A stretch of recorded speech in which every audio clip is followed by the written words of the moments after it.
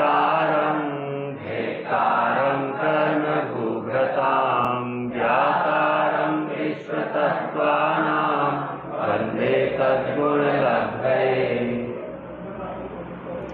आचार्य उमा स्वामी विरचित तत्वार सूत्र, अध्याय है दूसरा। दूसरे अध्याय में अपनी चर्चा चल रही है जीव के 5 भावों पर। 4 भावों की चर्चा हम कर चुके हैं, ठीक है। और अंतिम भाव पारणामिक भाव, इस पर अपन बात कर रहे हैं। कल भी अपन ने चर्चा इस पर की थी, थोड़ी सी और देखेंगे। इसके पूर्व सूत्र तो सबको याद हो गए होंगे, 7 सूत्र हो गए थे, याद है सभी को?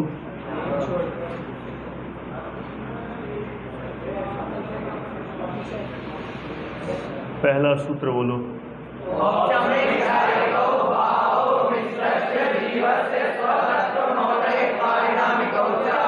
अस्य सूत्रे कति भावाः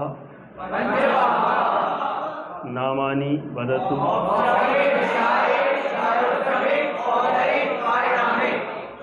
पंचभावाः। पंचभावा तदुपरांत अग्रिम सूत्रे पंचभावस्य विशेषाः कति।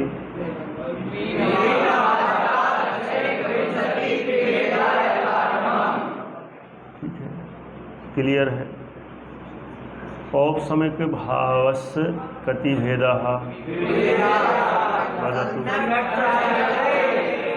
सम्यक्त्व चारित्र्ये। तदनन्तरं क्षायोपसमिक भावस्य कति भेदाः।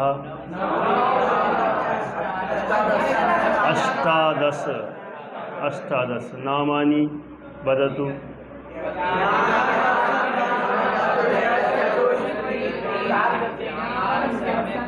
सूत्रं वदतु पुनः।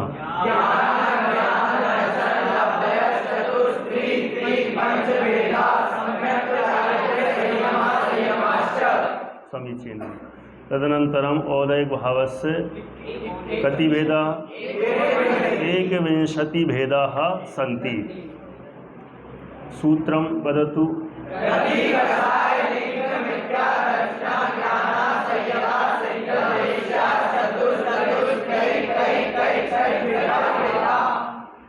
षड्भेदा। पारणामिक भावस्य कति भेदाः। सूत्रं वदतु। जीव भव्या भव्यत्वानि। 3 भेद हैं। 3 भेदों में कल अपन ने थोड़े से देख लिए थे, आप लोगों को कुछ प्रश्न थे, उनके भी समाधान हो गए। इनके लक्षण भी अपन थोड़े से जान लेते हैं। पहला है जीवत्व, दूसरा है भव्यत्व, तीसरा है अभव्यत्व। जीवत्व किसे कहते हैं? जिसमें चेतना परिणाम हो, जिसमें चेतना परिणाम हो उसे जीवत्व कहते हैं। और चेतना परिणाम कैसा है? अनादि से है और अनंत काल तक रहने वाला है। निगोद में हो, चाहे अभी वर्तमान की अवस्था में हो, चाहे सिद्धालय में हो, यह सदा काल रहता है, इसका कभी अभाव नहीं होता। इसे कहते हैं जीवत्व पारणामिक भाव। अब होने को और गहराई में जाएं तो इसके भी 2 भेद होते हैं। किसके? जीवत्व के भी 2 भेद होते हैं। जानना है क्या? एक शुद्ध जीवत्व, एक अशुद्ध जीवत्व। जिसमें चेतना परिणाम पाया जाए वह शुद्ध जीवत्व।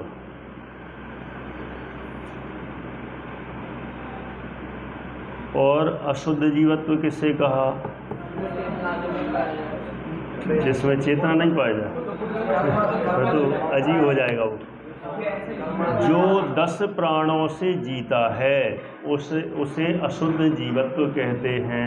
तिक काले चदुपाणा इंद्रिय बल माऊ आण पाण होया। बस माने जो सामान्य रूप से 4, विशेष रूप से 10, इन 10 प्राणों से जो जीता है उसे अशुद्ध जीवत्व कहते हैं। बोलिए।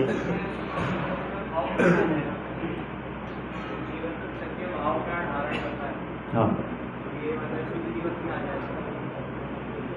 चैतन्य भाव प्राण से जीता है वह शुद्ध जीवत्व। हाँ ठीक है, ओके, इतना विशेष। बोलिए। हाँ, जो संसारी जीव हैं वे शुद्ध अशुद्ध दोनों ही प्राणों वाले हैं। जो 10 प्राणों वाले हैं वे अशुद्ध जीवत्व हैं, व्यवहार से उनको जीव कहते हैं। और निश्चय से चेतना गुण वाले जो होते हैं वे शुद्ध जीवत्व हैं, तो हम निश्चय से चेतना गुण वाले कहलाते हैं। तो दोनों ही हमारे अंदर हैं। सिद्धों के 10 प्राण वालों लक्षण घटित नहीं होता।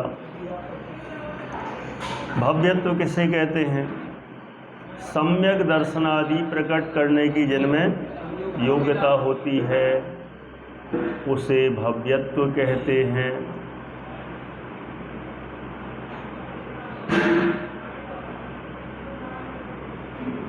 और अभव्यत्व किसे कहा? इसका विपरीत, जिनमें सम्यक दर्शन आदि प्रकट करने की योग्यता ना हो उन्हें अभव्य कहते हैं।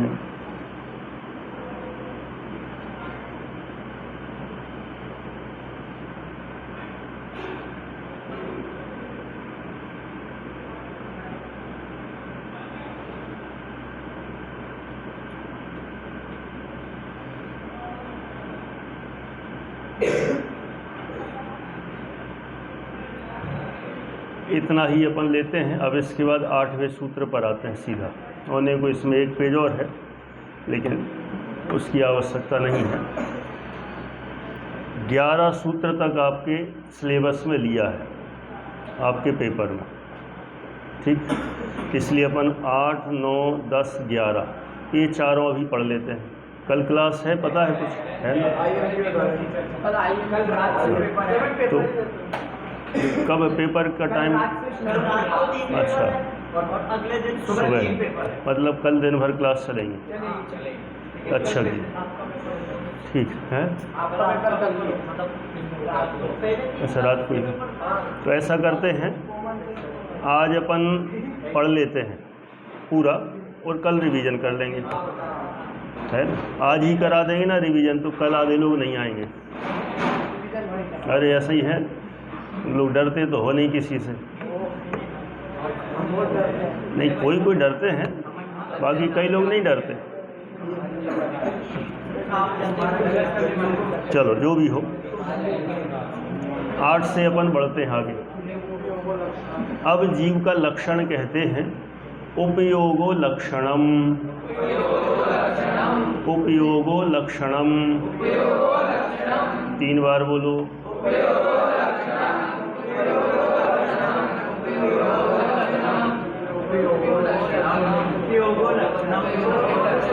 मजा नहीं आ रहा, एक साथ।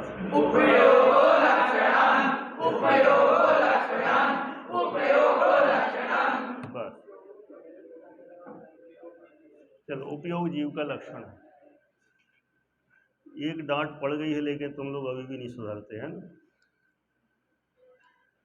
अभी इसके पूर्व कक्षा में जिसको भी नहीं, बस वही नहीं कर रहा है और भी कर रहे हैं। हमने कल पहले ही कहा था, वो तो ठीक है, एक अपनापन जैसा है आप लोगों के प्रति, इसलिए ज़्यादा कुछ कहता नहीं, और कम दिन के लिए है ना? नहीं तो हम लोग जब थे ना, हम और धर्मेंद्र जी जब इधर बहुत सालों तक रहे, 8-10 साल तक एक साथ, दोनों ही वार्डन थे। और तुम लोग तो अभी एक कई एब्सेंट हो जाते, कहाँ कौन एक हो के बता दे, है ना?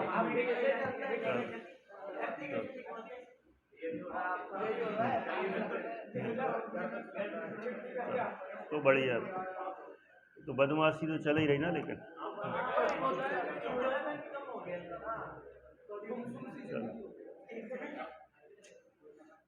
तो कुछ दिन के लिए दीपावली पे घर जाया जाए, सब सही हो जाएगा, फिर क्या है। चलो बस हो गया, 11 सूत्र तक अपन कर लेते हैं, फिर बात करेंगे बाद में। आ जाओ, 11 सूत्र हो जाने दो, उसके बाद बात करेंगे अपन। जीव का लक्षण क्या बताया? उपयोगी। लक्षण किसे कहते हैं? न्यायाधीश का तो सबको याद है, व्यतिकीर्ण वस्तु व्यावृत्ति हेतु लक्षण। परस्पर माने परस्पर में जो वस्तुएं मिली हुई हैं, उनमें से किसी एक विशेष चिन्ह के द्वारा जिस वस्तु को अलग किया जाता है, उस चिन्ह को लक्षण कहते हैं, है ना। जैसे यहाँ पर इतने सारे बैठे हुए हैं, परस्पर व्यतिकरे सति, सब परस्पर मिले हुए हैं। अब किसी एक विशेष चिन्ह के द्वारा जिसको सबसे अलग किया जाए, जैसे कहा लाल रंग वाले इधर आ जाओ या खड़े हो जाओ, तो इतने सब में से, है ना, लाल रंग की शर्ट वाला एक ही है, तो उन सबसे अलग हो जाएगा। तो ये परस्पर मिली हुई वस्तुओं में से जिस चिन्ह के द्वारा उसको अलग किया जाए, अलग किया जाए का मतलब अलग जाना जाए, पहचाना जाए, उसे लक्षण कहते हैं। तो यहाँ पर जो लक्षण बता रहे हैं, किसका? जीव का। तुम्हारा नाम क्या है? आदि।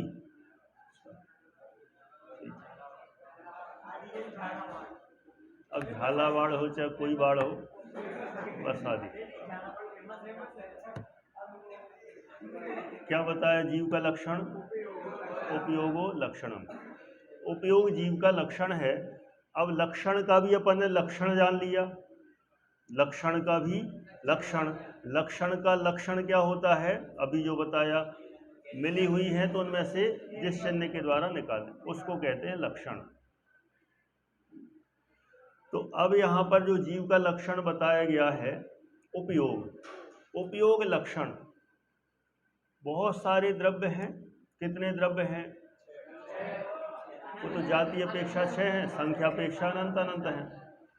तो उनमें से जैसे जाति अपेक्षा 6 मान लो, उनमें से हमने जीव का लक्षण बनाया उपयोग। तो उपयोग जो लक्षण बनाया, यह ऐसा लक्षण है कि जो 6 द्रव्यों में से जीव को अलग कर लेता है, उसे क्या कहेंगे? लक्षण कहेंगे। ये उपयोग को लक्षण कहेंगे। ये जीव का लक्षण है।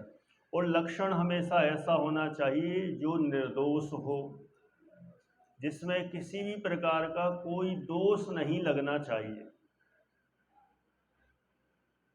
तो दोष कितने प्रकार के? 3 प्रकार के, अव्याप्ति, अतिव्याप्ति, असंभव। ये 3 दोष होते हैं। अव्याप्ति तो जानते ही हो, लक्ष्यिक देश वृत्त्यव्याप्तम, जो लक्ष्य के एक देश में हो उसे अव्याप्ति दोष कहते हैं। और ऐसा लक्षण जो लक्ष्य में भी पाया जाए और अलक्ष्य में भी पाया जाए, उसे अतिव्याप्ति कहते हैं। और जो लक्ष्य में बिल्कुल ना पाया जाए, उसे असंभव दोष कहते हैं। एक बार फिर से बोलता हूँ। पहला है अव्याप्ति, जो लक्ष्य के एक देश में पाया जाए। जैसे हमने जीव का लक्षण बनाया मति ज्ञान, बराबर। तो जीव का लक्षण मति ज्ञान, ये सही है क्या? नहीं है। क्यों नहीं है? सभी जीवों में नहीं है। जो अरहंत परमात्मा है उनके नहीं है, सिद्धों के नहीं है। इसीलिए यह लक्षण अव्याप्ति दोष से दूषित है। माने लक्षण तो वो है जो पूरे लक्ष्य में जाए, लेकिन हमने जीव का लक्षण मतीयान बनाया तो वो कुछ जीवों में ही मतीयान पाया जाता है, सब जीवों में नहीं पाया जाता, इसलिए यह लक्षण सदोष है, निर्दोष नहीं है। अब दूसरा अतिव्याप्ति, जैसे हमने जीव का लक्षण बनाया अमूर्तिक, क्या लक्षण बनाया? तो यह जीव में भी पाया जाता है और जीव के अलावा 4 अजीवों में भी पाया जाता है। किसमें? धर्म, अधर्म, आकाश और काल। तो ऐसा लक्षण जो लक्ष्य में भी पाया जाए और अलक्ष्य में भी पाया जाए उसे अतिव्याप्ति दोष कहते हैं। आप लोग पढ़ चुके हैं, ज़्यादा कठिन तो है नहीं। और तीसरा है असंभव।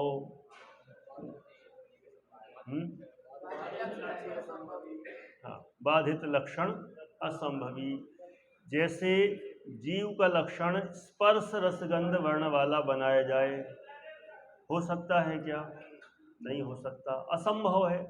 जीव में 1% भी नहीं पाया जाता। अथवा कहें जो गोरा होता है उसे जीव कहते हैं, जो काला होता है उसे जीव कहते हैं, जो सांवला होता है उसे जीव कहते हैं। ये लक्षण हो सकते हैं जीव के? नहीं हो सकते, असंभव है। जीव में बिल्कुल भी ये चीज नहीं पाई जाती, इसलिए इसे असंभव कहते हैं, असंभव। तो अपन ने तीनों जान लिए, अव्याप्ति, अतिव्याप्ति और असंभव। ये 3 अपन ने दोष जाने। अब जीव का लक्षण यदि उपयोग बनाया तो इसमें इन तीनों में से कौन सा दोष आएगा? अव्याप्ति नहीं आएगा। निगोदिया जो जीव है उनमें उपयोग है। अच्छा, मनुष्यों में, पाकिस्तान वाले मनुष्यों में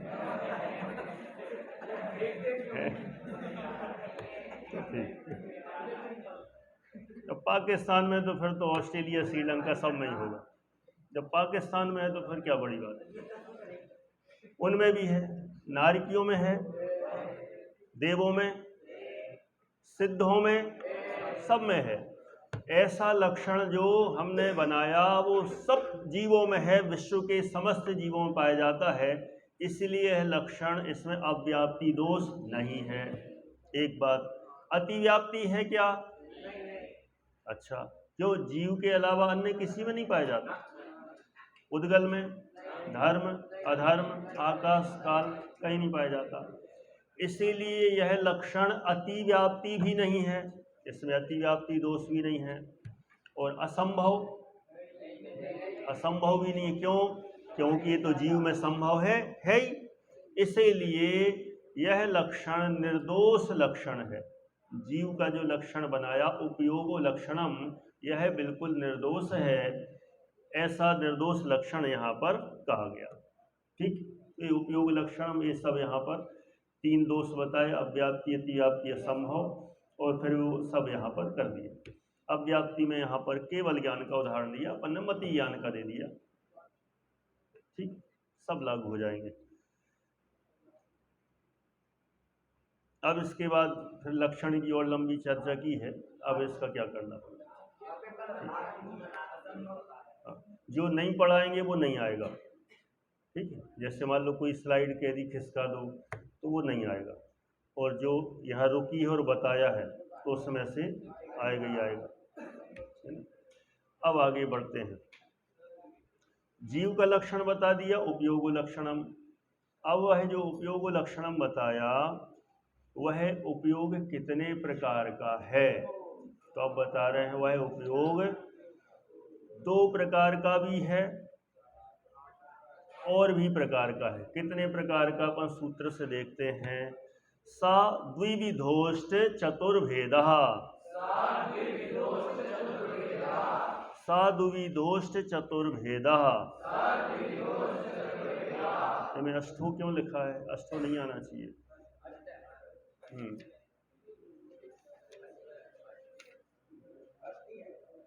हाँ, अष्टी है। वो जो ओ की मात्रा लिखी है ना इसमें, उसकी आवश्यकता नहीं। सा द्विविधोष्ट, द्विविधोष्ट यहाँ टा लिख दो, द्विविधोष्ट चतुर्भेदः। क्लियर? सा द्विविधोष्ट चतुर्भेदः। क्लियर?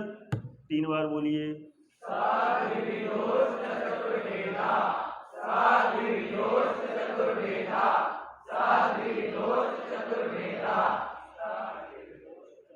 तीन तक गिनती तो याद रखो भाई।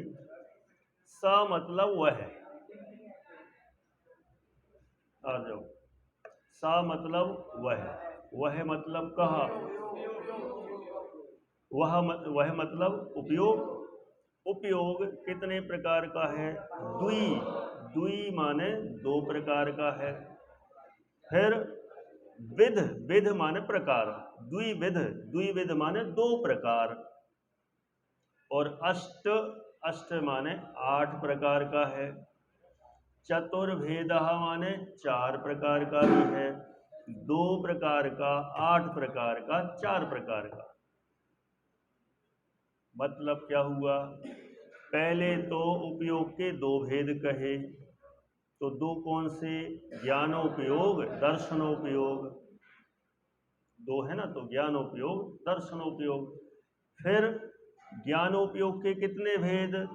अष्ट माने 8 प्रकार का, ज्ञानोपयोग 8 प्रकार का है। फिर चतुर्भेदा, जो दर्शनोपयोग है वह 4 प्रकार का है। तो सबसे पहले 2 कहा, तो 2 हो गए ज्ञानोपयोग, दर्शनोपयोग। फिर 8 प्रकार का ज्ञानोपयोग, 8 प्रकार का। फिर 4 प्रकार का दर्शनोपयोग, 4 प्रकार का। ये यहाँ पर उपयोग के भेद कहे गए। अब नाम तो सबको पता ही है। 8 प्रकार के ज्ञानोपयोग कौन से?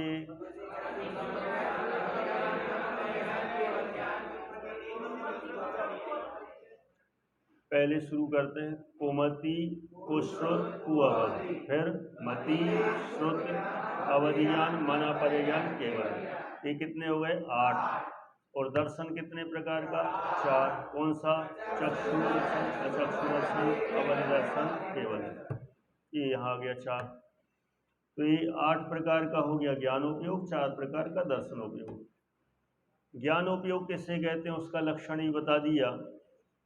ज्ञानोपयोग, इसको कहते हैं विशेष ज्ञान। विशेष ज्ञान को ज्ञानोपयोग, और सामान्य ज्ञान को अथवा कहें सामान्य प्रतिभास को दर्शनोपयोग। विशेष ज्ञान को साकार भी कहते हैं और सामान्य प्रतिभास को निराकार भी कहते हैं।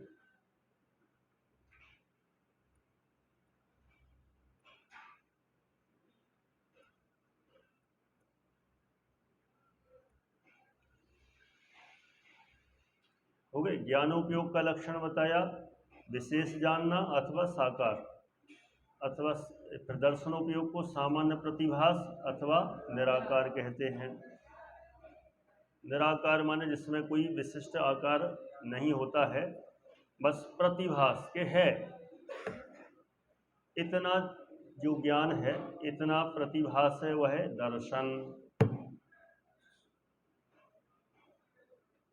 मुझसे पूछ लो।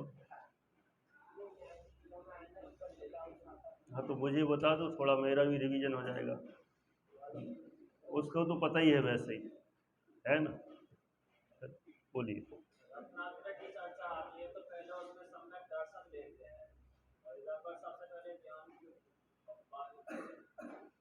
ठीक है, वो विषय अलग ही है, इनका प्रश्न है। जब रत्नत्रय होता है, जब रत्नत्रय की चर्चा करते हैं, वहाँ पहले सम्यक दर्शन लेते हैं। यहाँ ले लिया पहले ज्ञान, उससे कोई फर्क नहीं पड़ता है, वो अलग अलग प्रकरण हैं। देखा जाए तो सबसे पहले यदि होने वाली कोई चीज़ है तो वह है दर्शन। सम्यक दर्शन नहीं, दर्शन, सामान्य प्रतिभास। देखो सुनना ध्यान से आप। सबसे पहला क्या है? दर्शन, सामान्य प्रतिभास। फिर इसके बाद सामान्य प्रतिभास के बाद जो विशेष जानकारी होती है उसे कहते हैं ज्ञान, ना ज्ञान। और फिर जब ज्ञान एकदम क्लियर हो जाए तो फिर होता है श्रद्धान, श्रद्धान जिसको कहते हैं सम्यक दर्शन। और फिर जो सम्यक दर्शन हुआ तो ये जो इस तरफ का ज्ञान था ना, यही हो जाता है सम्यक ज्ञान, ऑटोमेटिक, उसमें कुछ नया करना नहीं पड़ता। फिर से बोलता हूं, सबसे पहले है दर्शन। जब भी होगा किसी भी पदार्थ का सामान्य प्रतिभासी होता है। दर्शन, ये सम्यक दर्शन नहीं है, दर्शन वस्तु का सामान्य प्रतिभास, सामान्य अवलोकन, इसे कहते हैं दर्शन। और दर्शन पूर्वक ही होता है ज्ञान। दंसन पुब्बम प्राणम छदुमत्थाणम न दुण्यो होगा। ध्यान है ना, किसी किसी ने पढ़ा हो तो बोल रहे हैं कोई कोई। दंसन पुब्बम राणम, दर्शन पूर्वक ज्ञान होता है, द्रव्य संग्रह में है। दर्शन पूर्वक ज्ञान हुआ, फिर ज्ञान निर्णय तक ले जाता है, वस्तु के निर्णय तक ले जाता है। जब निर्णय एकदम दृढ़ हो जाए तो हो जाता है श्रद्धान, इसको कहते हैं सम्यक दर्शन। और सम्यक साथ है ज्ञान, सम्यक दर्शन होते ही ज्ञान भी सम्यक ज्ञान बन जाता है ना। ये क्रम है, तो इस क्रम से ही अपन पूरा समझ सकते हैं। चलिए अब आगे बढ़ते हैं। उपयोग के अपन ने पहले 2 भेद देखे, फिर 2 में फिर ज्ञानोपयोग के 8, दर्शनोपयोग के 4। अब अपन देख रहे हैं अध्यात्म भाषा में उपयोग के प्रकार। अभी ये जो देखे वो आगम भाषा में थे, अब अध्यात्म भाषा में उपयोग के 3 प्रकार होते हैं।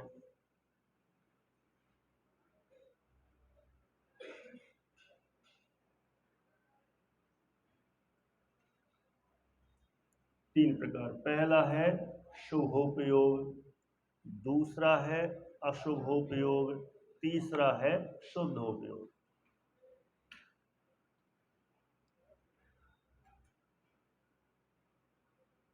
इन तीनों के लक्षण भी लिखे हुए हैं। शुभोपयोग किसे कहेंगे?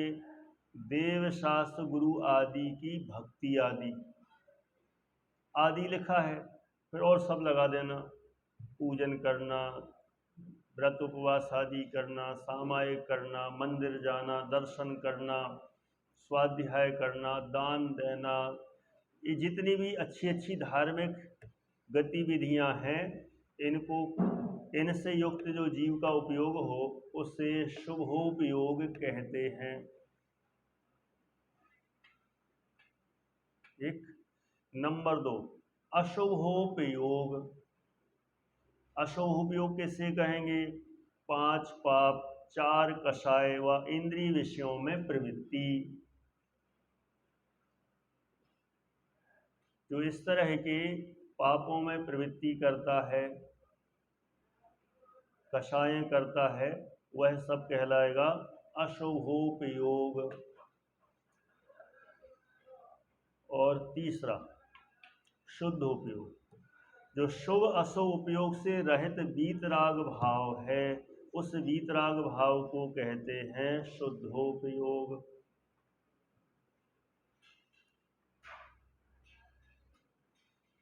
एक और सरल भाषा में बताता हूं, ये भी सरल ही है, इससे भी सरल।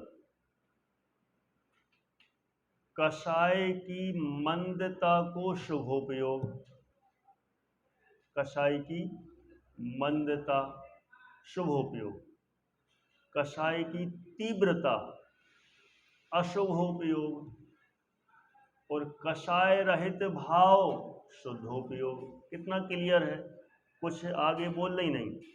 कषाय में ही 3 वैरायटी कर दी, कषाय की मंदता शुभोपयोग, तीव्रता अशुभोपयोग, और कषाय रहित परिणाम शुद्धोपयोग। इस तरह से ही अपन कह सकते हैं। ये हो गया उपयोग अध्यात्म भाषा में 3 प्रकार का। अब आगे बढ़ते हैं। अब ये जो जीव का लक्षण बताया, और फिर उसके बाद उपयोग, जो जीव का लक्षण बताया उपयोग के भेद कर दिए। अब जीवों के भेद कर रहे हैं। अभी जीव का लक्षण बता दिया, अब जीवों के भेद बताते हैं। कितने हैं जीवों के भेद? तो संसारिणो मुक्ताश्च, संसारिणो मुक्ताश्च, 3 बार बोलिए।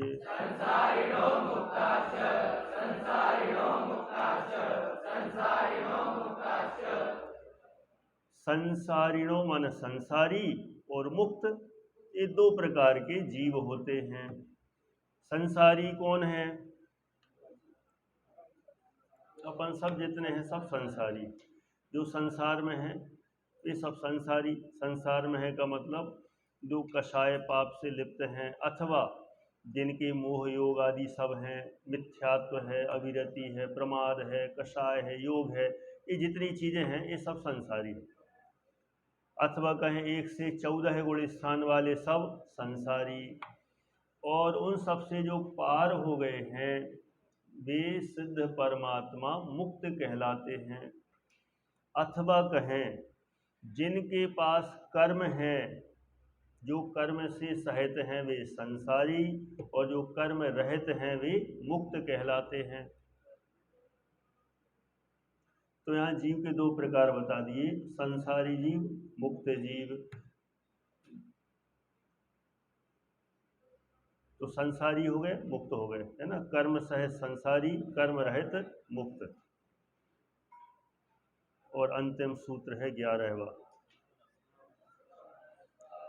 अब इसमें भी जो संसारी जीव हैं वे भी 2 प्रकार के हैं। कितने प्रकार के? 2 प्रकार के। कौन से 2? समनस्का मनस्काः। कई लोग ऐसा पढ़ते समनस्का अमनस्का, ऐसा नहीं पढ़ना है। समनस्का मनस्काः, समनस्का मनस्काः। 3 बार बोलो।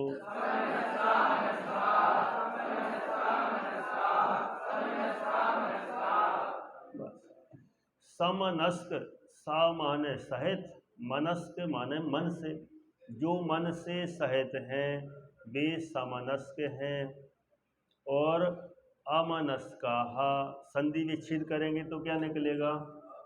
अमनस्क है, अमनस्काः। तो अमनस्क अर्थात मन से रहित हैं, वे अमनस्क कहलाते हैं। तो जो मन से सहित हैं उन्हें संगी कहते हैं, और जो मन से रहित हैं उन्हें असंगी कहते हैं।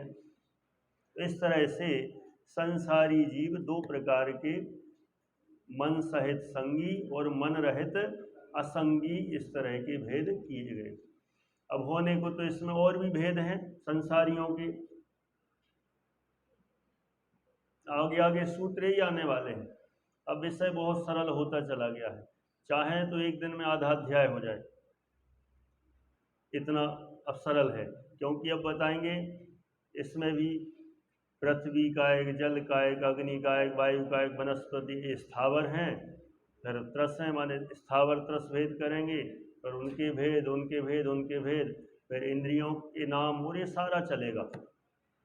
लेकिन अपन आगे नहीं बढ़ते हैं, इतने 11 सूत्र तक ही, यहाँ तक ही पूरा कर रहे हैं।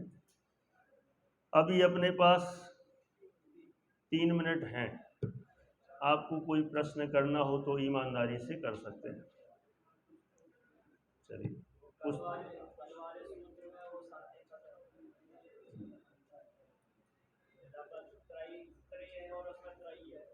हाँ, ये तो देख ही नहीं पाते, उसमें नहीं देखा सर्वार सिद्धि वगैरह में।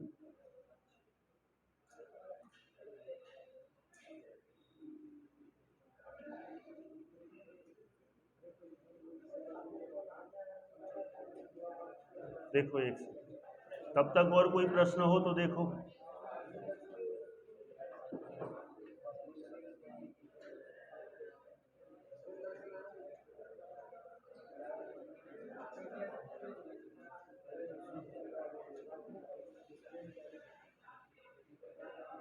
और कोई प्रश्न? बोलिए। हाँ जी, रुको जरा। प्रश्न है, इनका प्रश्न है, सम्यक दर्शन पहले होता है कि सम्यक ज्ञान? सम्यक दर्शन और सम्यक ज्ञान दोनों एक साथ होते हैं, बस उनमें कारणकारी का भेद है। सम्यक दर्शन को कारण कहते हैं और सम्यक ज्ञान को कारी कहते हैं। इसलिए कारणकारी की अपेक्षा दोनों अलग अलग हैं, लेकिन होते दोनों एक साथ हैं। युगपत होते हु प्रकाश दीपक में होई, कि दीपक का जलना और प्रकाश का होना दोनों एक साथ। और बोलिए।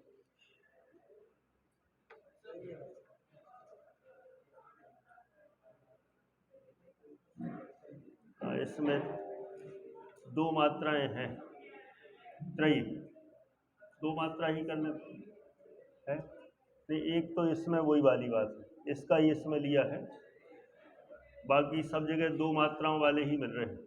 ठीक है, तो अपन दो ही रखें अभी। सर्वज्ञ के पास अनंत ज्ञान है और अनंत दर्शन भी है। हाँ, एक सेकंड, अब थोड़ा सा एक कौन है, थोड़ा सा भी 2-3 मिनट जितनी भी शंका समाधान चल रहे हैं इधर उधर नहीं देखना है ना।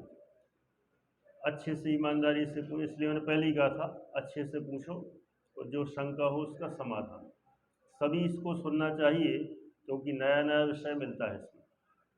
सर्वज्ञ के पास अनंत ज्ञान है और अनंत दर्शन है, तो अनंत ज्ञान में वो एक समय पे सारे द्रव्य को सारी पर्याय को जान रहे हैं, तो फिर उसके बाद अनंत दर्शन की क्या आवश्यकता?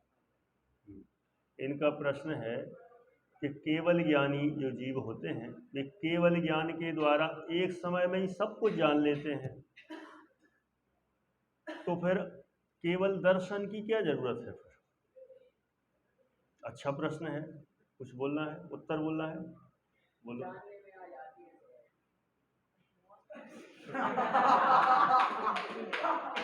चलो बढ़िया है, वो कह रहा है जानने में आ जाते हैं सहज। केवल दर्शन का फिर क्या यूज है, मतलब उनका प्रश्न है, कोई बात नहीं, अच्छा प्रश्न है। प्रत्येक वस्तु सामान्य विशेषात्मक है, तो केवल दर्शन द्वारा वस्तु को सामान्यपने जानते हैं, केवल ज्ञान द्वारा वस्तु को विशेषपने जानते हैं। तो प्रत्येक वस्तु को जानने के लिए सामान्य और विशेष दोनों की ही आवश्यकता होती है।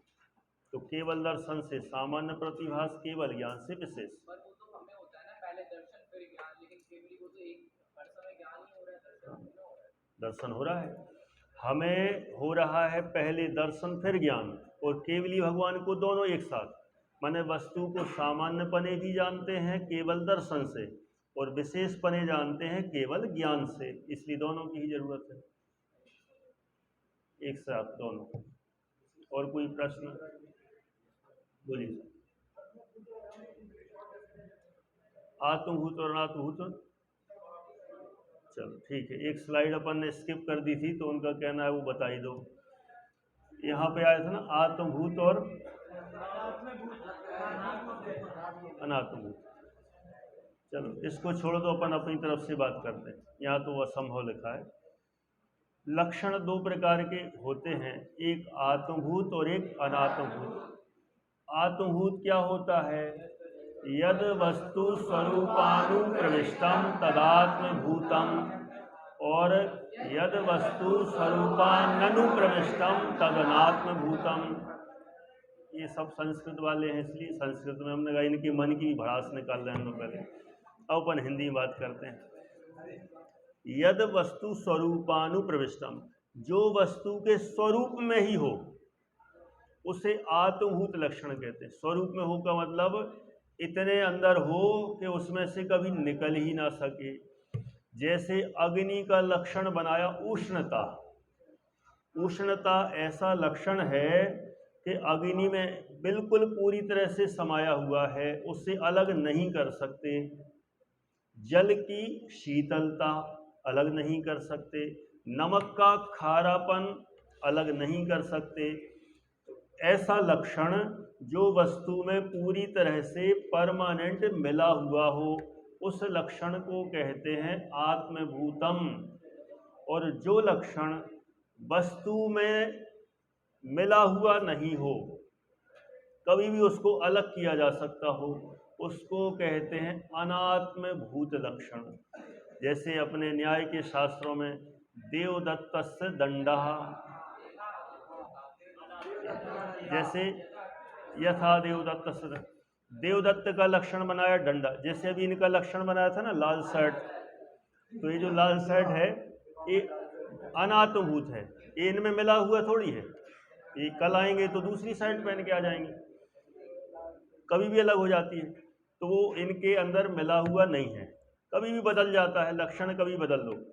तो जो वस्तु में नहीं मिला हुआ हो वह अनात्मभूत लक्षण, और जो वस्तु में मिला हुआ हो उसे आत्मभूत लक्षण कहते हैं। और कोई प्रश्न नहीं है?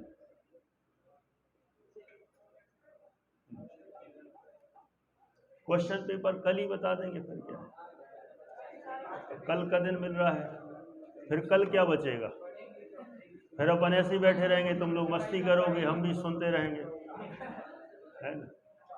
लेकिन एक बात है, थोड़ा सा आप लोगों को इतना रखना चाहिए, जैसे कोई भी अध्यापक आते हैं, मैं तो चलो ठीक है चला लेता हूँ, लेकिन और भी कोई आए तो कहीं तुम लोग कितनी बातें करते रहते हो।